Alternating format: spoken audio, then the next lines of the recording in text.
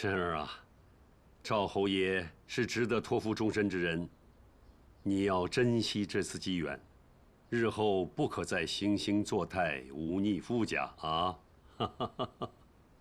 是不是只有嫁入侯府，我才算对贺家有功？之前我为家里做的、熬的，父亲都不屑一顾。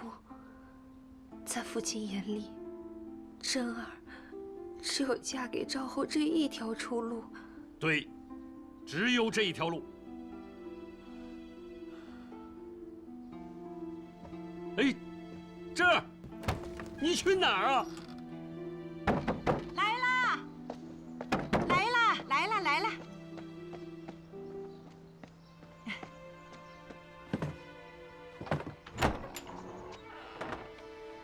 贺娘子，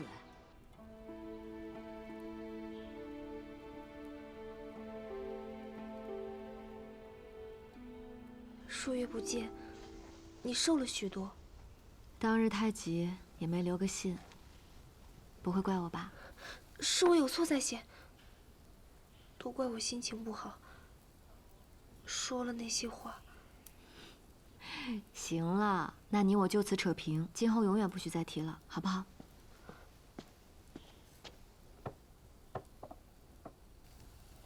你这缝的什么花样？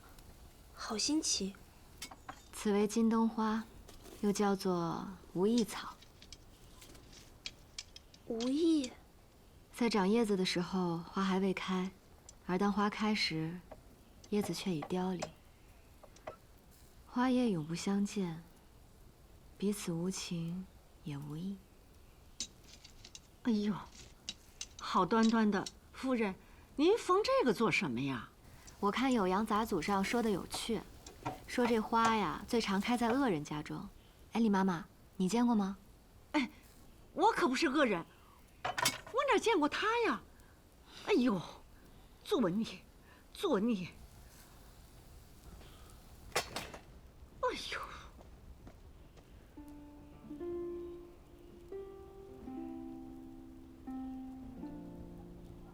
贺妹妹，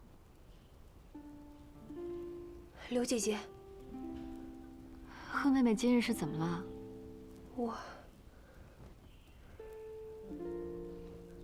我有一名好友，他小时候发热，烧坏了脑子，记不得事儿，正经的母亲不认，却把家里的妈妈当阿娘。那妈妈就利用他不知事儿，从府里头得好处。我想告诉我好友真相，可人人都拦着我，叫我不要多管闲事。我心里头难受。姐姐，你懂我的感受吗？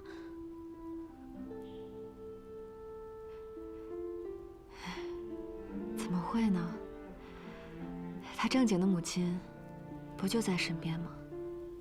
哪能容妈妈放肆啊？多半是哄你朋友玩呢。你呀，瞎操心。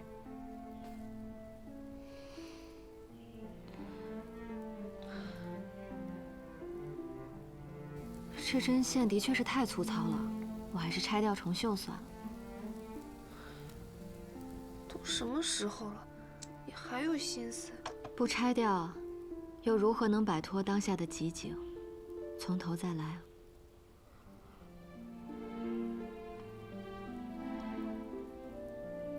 一开始就是绣着玩的，但渐渐的就觉出不对了。这一下，我要把它都拆干净，重新缝一个自己喜欢的又吉利的花色。贺妹妹，你说好不好？好，不绣无意草，绣你喜欢的。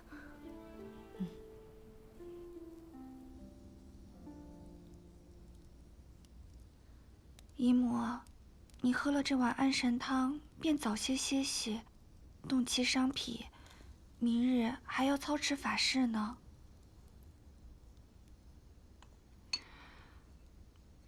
是姨母对不住你。是碧兰自己没本事，拢不住表哥的心。这孩子呀，打小就是个有主意的。他要做了决定，就是我这个做母亲的，也劝不了。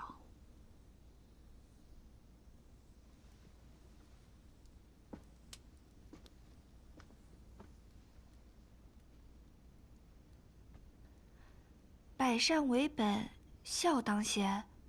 寻常百姓不孝，会被戳脊梁骨；官员不孝，会丢乌纱帽。更何况堂堂王爷，这朝廷上多少双眼睛正盯着表哥，姨母可不能坐视不理，让人寻了画饼。你的意思是？秉兰倒有个挽回的主意，只是……你说。姨母，明日您去流明观操持法事，我与您同去。到时候郑州的百姓和官员们都在，您就当着众人的面认我为儿媳。如此，这门亲事众人皆知，木已成舟，表哥还能反悔不成？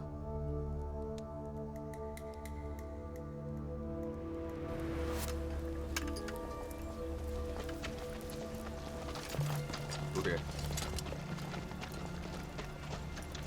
走吧。走吧。快点。走吧。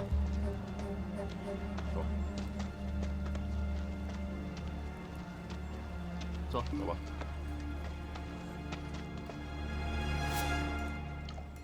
王爷，太妃仪仗启程了。徒劳无益。夫人那边也安排了车驾，应该也是往流明观的方向去了。他倒是挺爱凑热闹。王爷不担心他们两位会撞上吗？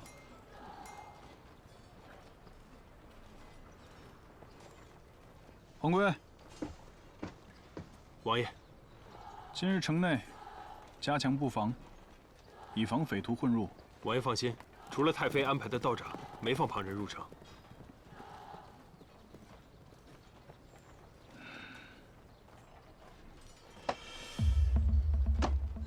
道长名册呢？不简单呐。什么不简单？杜蝶以假乱真的水平不简单呐。不过他们不知道，流明观作为道家大宗，为了劝诫前朝文帝，特意在这祈福祝词上，将流字少写了一点，名字多加了一点，寓意是少一点流符，多一点明镜。文帝大彻大悟，嘉奖流明观，这种写法便流传了下去。属下失职。莫如，备常服，出发。是。夫人抵达流明观了吗？并未。他几时出发的？一早就被车走了。速命亲兵去道观，护太妃周全。是。李妈妈，到街市口就让车夫停下吧。咱不去流明观啦。您方才不是说流明观今日定是人挤人，烟气熏天，泼皮小偷行其大道吗？是啊。那就依妈妈所言，今日先不去了。哎，那太好了。那到了前面的街市口，妈妈替我去买条鲈鱼吧。我去药铺里给夫君备一些补药。夫人，咱主仆分开不好吧？今儿人这么多，万一碰到什么事儿，我回去不好跟家主交代。那鲜鱼集市去晚了，挑剩下的可就不新鲜了。我就在药铺里等着你，能出什么事啊？你买好了，速速来找我便是。好，好，好。店家，你看看这些齐不齐？哎，好嘞。上好的鹿茸有没有？啊，有。看来铺上今日生意兴隆，您赶快把我这些个补气的方子都抓来，再做大买卖也不迟。啊，夫人说的是，夫人说的是。二位客人稍后，你们要的都有，都有啊。夫人，我这就去给您抓药，二位稍后啊。阿姐，阿姐，陆舟，陆毅，阿姐，乔叔已经把事情都告诉我们了。阿姐，你说，想让淮阳王怎么死？今日若不是改了地方，我已经在流民观里宰了那小子了。时机未到，不可意气用事，不立危墙之下。上巳节那夜我失踪的时候，你们都在哪儿？那夜，我与陆毅发现了一队偷袭兵，好不容易将他们打退。等回来之后才知道你已经不见了。我想去问子玉公子，那个芸娘却拦阻我。她告诉我说，你已经决意离开公子，不再回来了。信他不如信鬼。后来养山成了他的养山，哪还有我们的容身之地？我们只能去北周找乔叔，一起寻你。要想血债血偿，你们就仔细听我说。家主，夫人呢？夫人跟李妈妈一早就出门了。我着实烦不过，就干脆道出，你适才卖给李屠户娘子的那些汤药，除了1、2味之外，都是再寻常不过的药材，却收了人家2倍的价格。他若敢与我乱做买卖，我定会让李屠户知道此事。那李屠户可是个不好惹的狠人，欺行霸市。如果夫人真要找他说道，还真够那药铺老板喝起壶的，可真是做大孽。哎，夫君，你怎么回来了？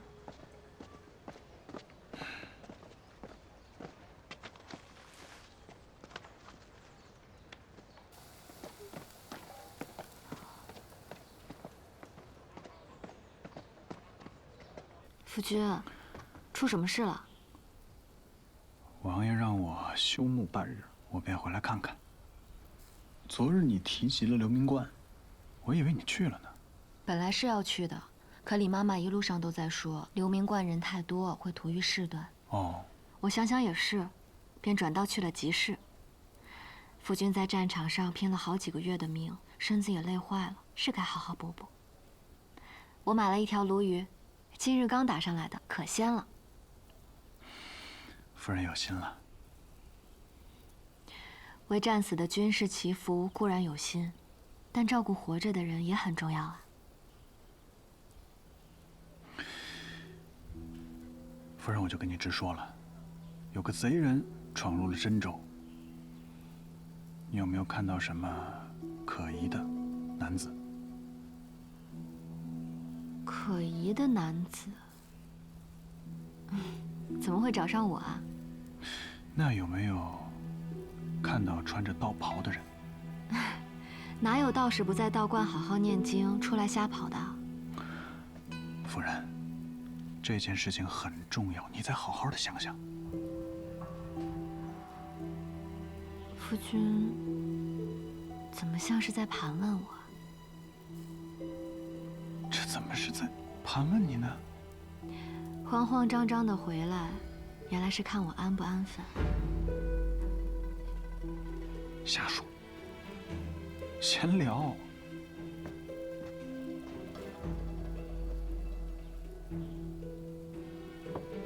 夫君说谎的时候，总是不敢看我的眼睛。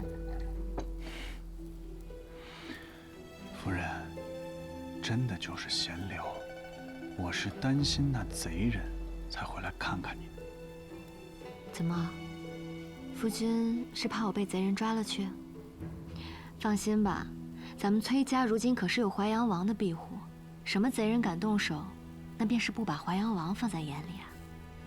夫人说的对。家主，淮阳王那边传话说法事已经结束，他已经回去了，想让您去找他一趟。那夫君快去吧，别让淮阳王久等了。若日后失去了王爷的庇护，贼人再来，夫君可真的就要失去我了。好，夫人，那我就先去了。嗯。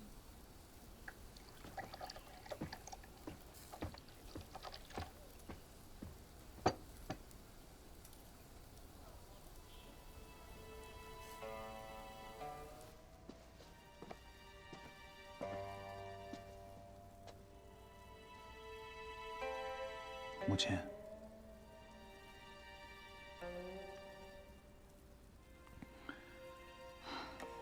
今日有2个贼人假扮道士闯入真州，儿子去探查此事，贻误了祈福的时辰，还望母亲谅解。坐吧。是。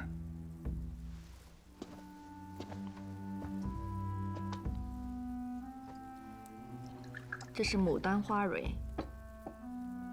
秉兰这孩子看我脸色不好，刚送过来的。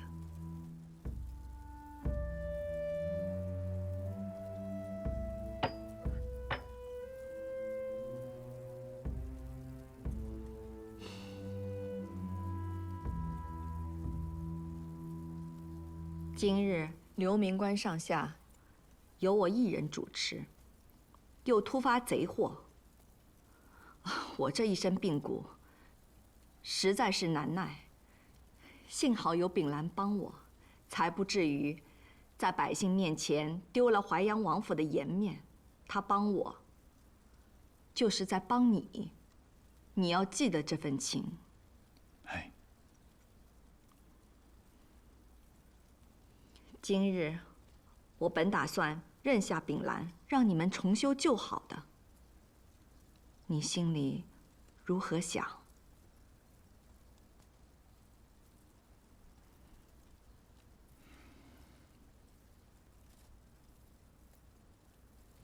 看来王爷心里想的还是那个外室。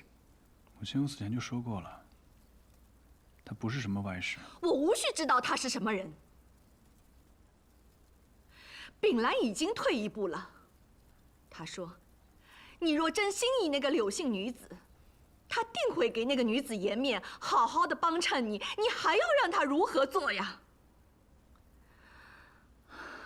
堂堂王爷明知贼寇入关，不在母亲和百姓的身边，偏跑去北街那个温柔乡，这不是荒唐吗？这些我都可以不与你计较。你今日必须答应我，娶了秉兰。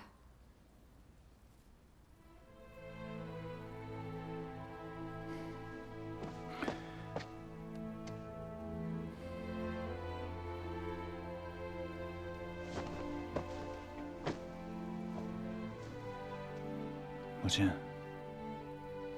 今日之事，儿子确实是有过错在先，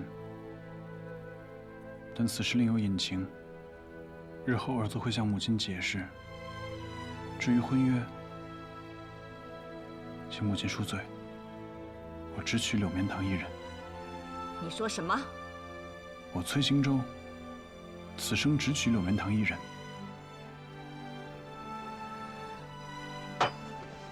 你混账！混账！混账！混账！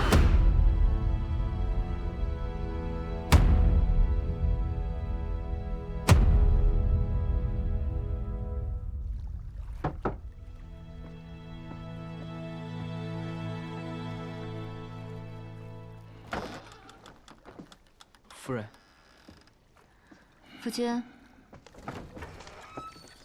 我来拿你换下的衣裳。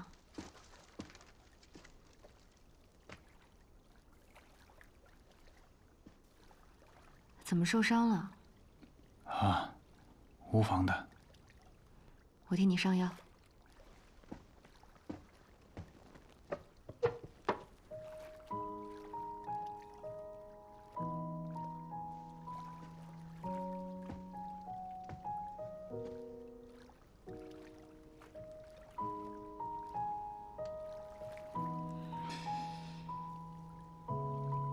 很疼吗？疼。此人下手可不轻啊。不过你不用担心，不是那个贼人上的。王爷处罚的我。王爷怎能这般苛待将士？可能是他心绪不佳吧。我听说他跟太妃置气了，太妃给他配了门当户对的亲事，可是王爷心中喜欢的是另外一个女子。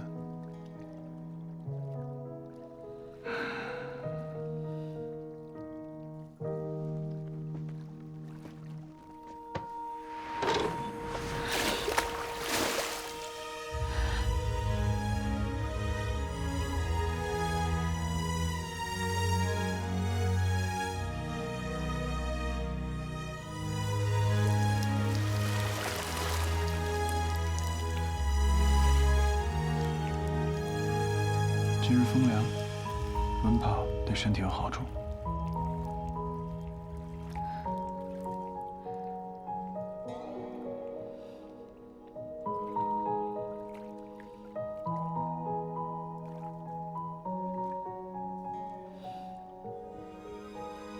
夫君，嗯，你方才说的贼人是仰山余党吗？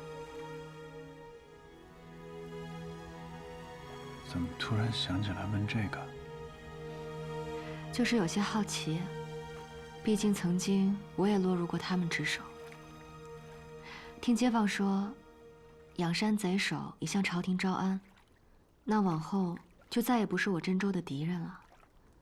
仰山也再无作乱之人，那些不愿招安的，也都化作鸟兽散了。你怎么总提仰山啊？我们真州也不差呀。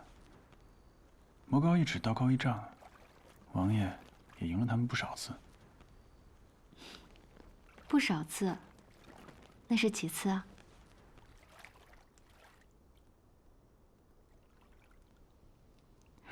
夫君，你说，到底是淮阳王厉害，还是仰山贼首厉害？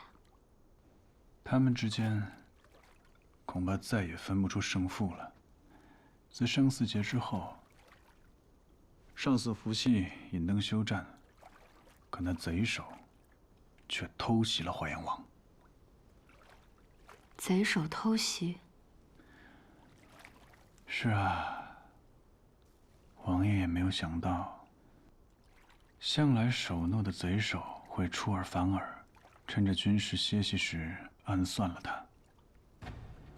王爷恼怒，想尽了一切办法，要战胜他，重创仰山。可那贼首就此销声匿迹，淮阳王设法诱不过他，既要战胜他，也想亲口的问一问，他为何要背弃约定。再后来，仰山就招安了，淮阳王便彻底失去了与他一决雌雄的机会。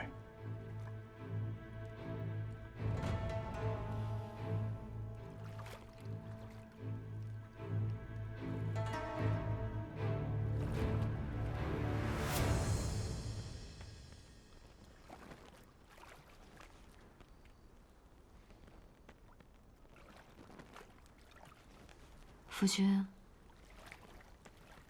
我想去一趟仰山。为何？我想破了心里的魔障。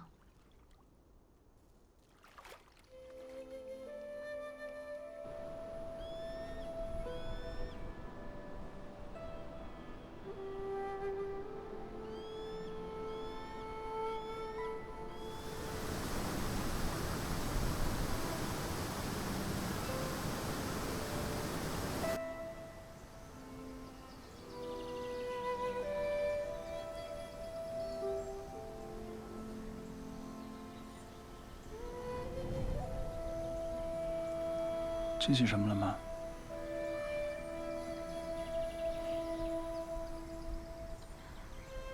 几年前的上巳夜，那时我还未嫁给夫君，一家人在西州城外的灵山上登高望远，放齐天灯祈愿。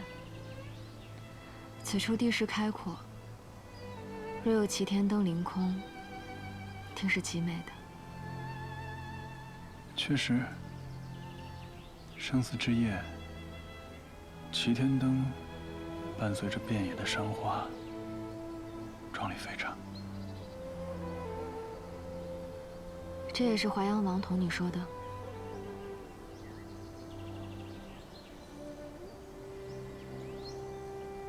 既有天灯凌空，那贼人一旦动手，岂不是轻易被察觉？又何来的偷袭？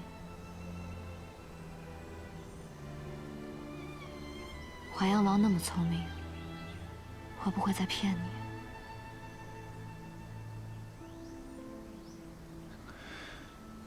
方才一路走来，我们经过了一段滩皮的山路，还记得吗？曾经，那是上山的必经之路。上巳夜，淮阳王就在那里安营扎寨，将士们煮着酒，暂且卸下了防备。那一日，本来约定好了要休战的。可是伴随着天灯，将士们等到的，却是破入营中，杀气腾腾的仰山群匪。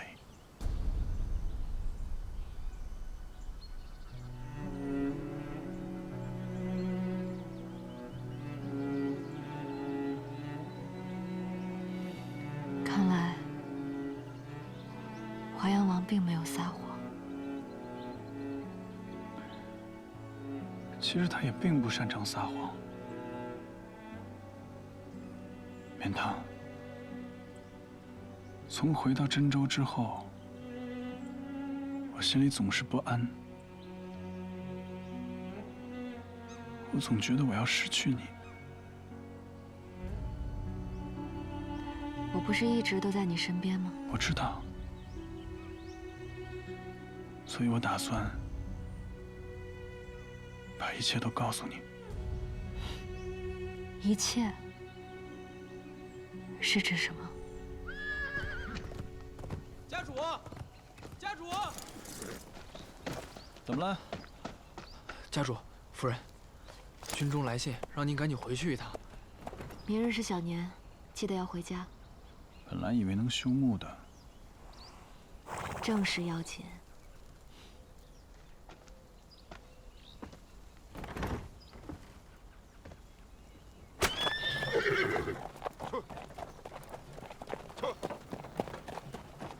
您有2封手信，一封是京城孟阁老的，还有一封是北州李州城的。还有什么事儿？太妃她病重，家里让您赶紧回去。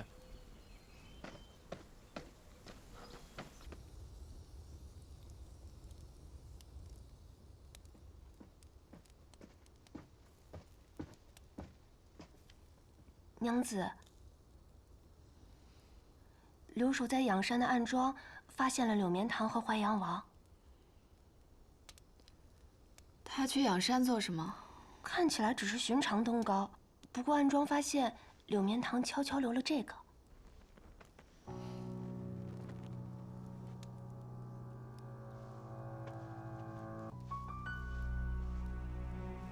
娘子，这是仰山记号吗？我怎么看不太懂？这记号不是留给你我看的，你自然看不懂。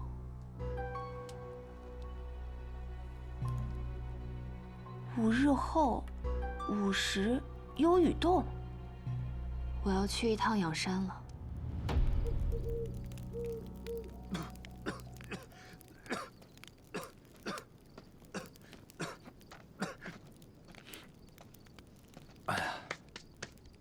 柴都湿了，怎么都点不着。不过就是下了一场春雨，他躲那么远，到头来还是浸湿了，真是不中用。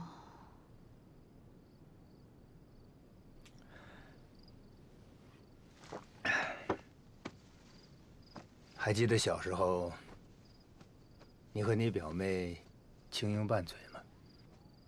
小小的年家就学人戏文。要恩敦义绝，可是他在路上被欺负的时候啊，你又是第一个站出来。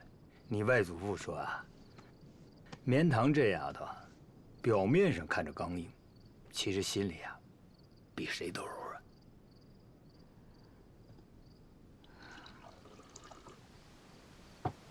我说过，来此为了破除心中的魔障，你的魔障也是我的魔障。是，曾经我是想找回之前的一切，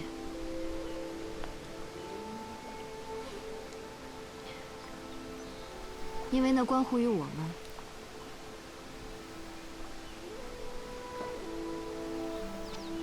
夫君，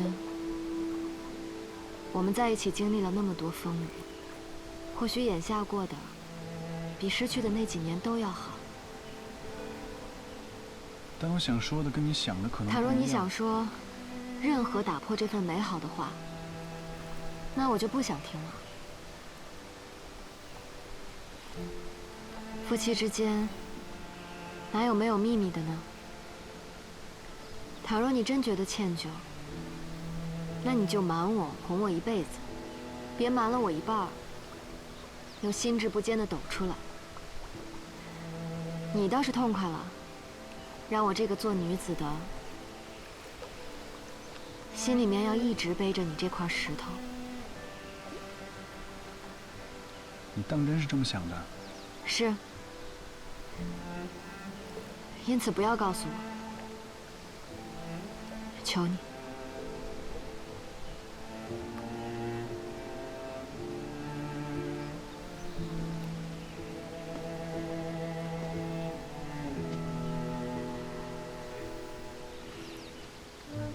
夫君，我还从未说过多谢你呢。无论如何，如果没有你，明堂或许早已不在人世间。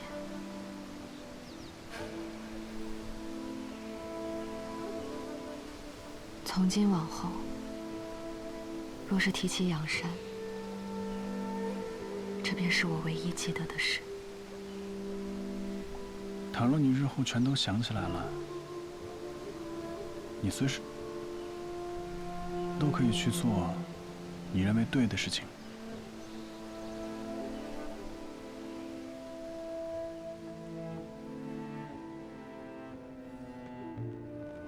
心软了？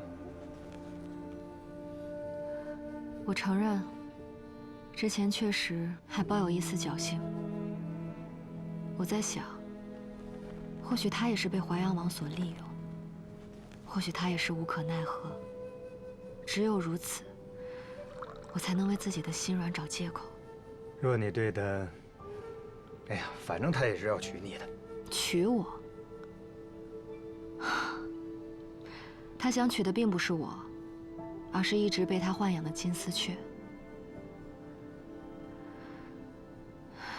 那个满心满眼都是夫君的女子，不过就是他的妄想。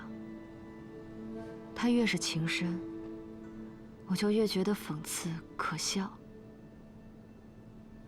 这种自欺欺人的戏码我扮够了，所以我不会再心软了。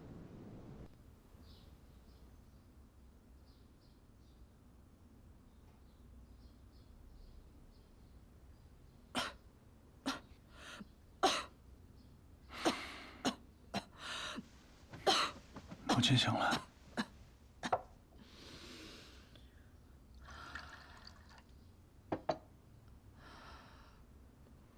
醒来做什么？睡死过去，大家都图个清静。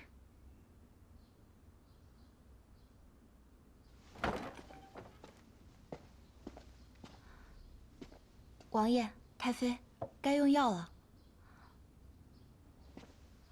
王爷，您已经整整1夜没睡了，还是早些回去歇着吧。没事儿，退下吧。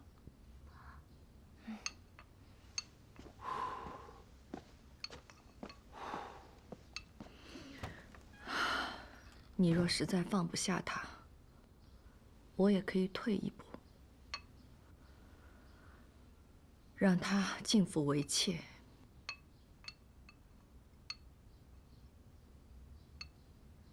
他就这般好，让你把整个王府的名声都抛诸脑后吗？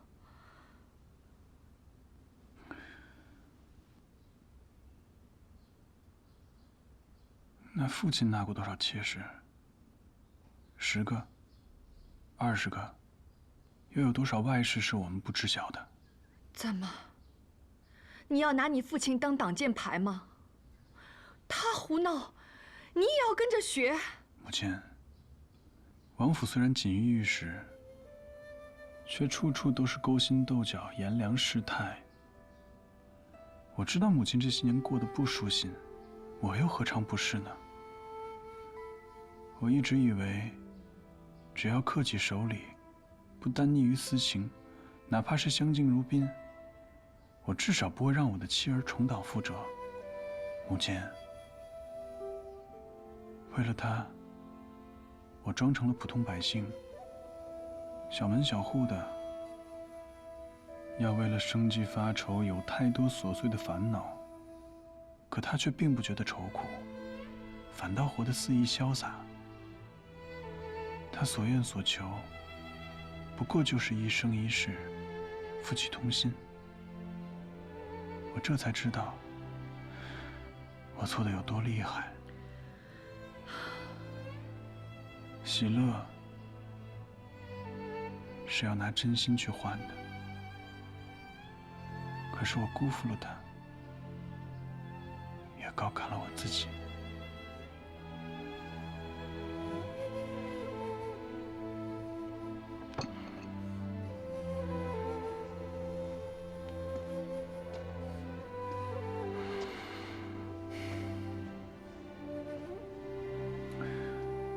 母亲，宽宥儿子的不孝，什么相敬如宾，什么贵妾，我都不要。三书六礼，此生唯他一人。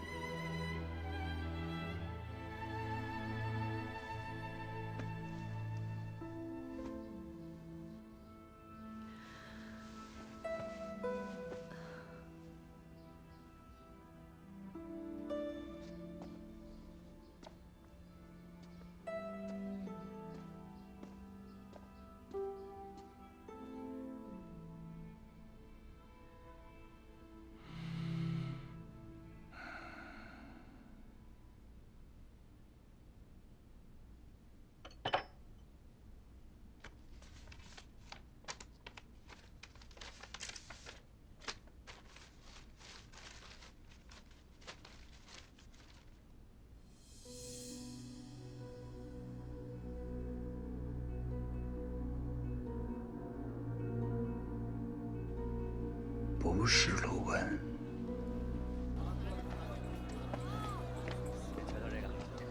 哎，夫人，你买这些药材做甚呐？夫君前几日不是受伤了吗？都见紫了。嗨，没事的，咱们家还有许多赵神医开的上好药材呢。这是尹家娘子给的偏方，你不懂。啊，夫人，怎么了？我还有一样东西要买。哦，嗯。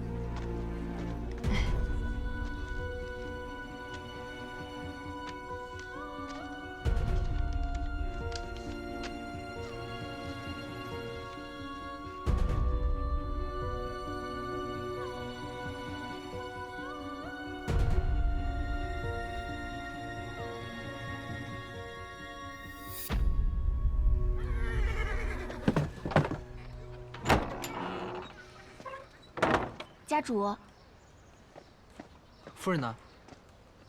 同理妈妈去集市了，要不婢子去找。知道家主回来，夫人肯定高兴。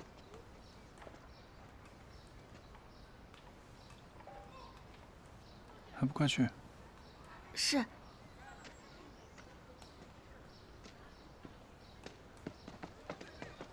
小的愚钝，请您示下。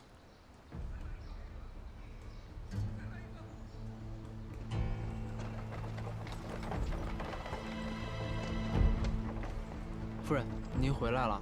杵在这儿做什么？夫君呢？家主他昨夜一宿没合眼，因此就跟副将告了假。此刻他已经歇下了。那我去看看他。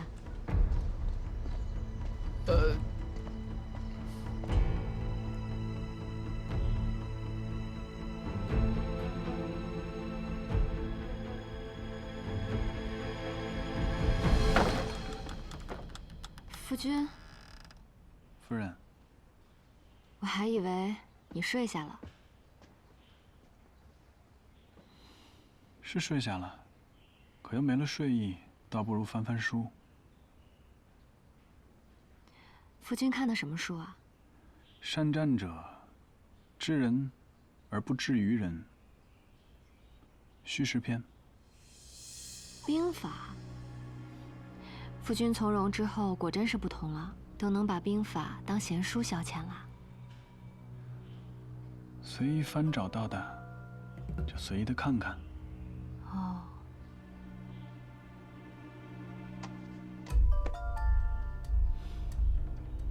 小年夜还得自个儿告假，这军营也太不通情达理了。其他人可没我这福气，晚上还能回家跟夫人用个晚膳。好吧，那夫君准备再躺会儿，还是跟我一起去厨房？我今日准备亲自下厨。确实是有些累了。好，那等会儿我叫你。好。哎，夫人，有没有蟹黄拌饭啊？夫君想什么呢？这个时节的蟹子哪来的黄啊？哦，也对。